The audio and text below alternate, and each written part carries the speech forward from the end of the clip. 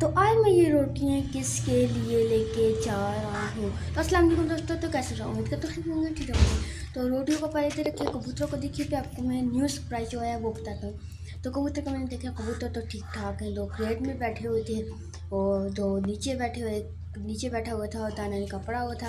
फिर मैंने थोड़ी सी रोटी के आगे डाल दी, लेकिन ये सरप्राइज़ के लिए तो थोड़ी सी मन किया कि डालूंगा, ज़्यादा नहीं डालूंगा क्योंकि इस प्राइस के आगे डालनी है।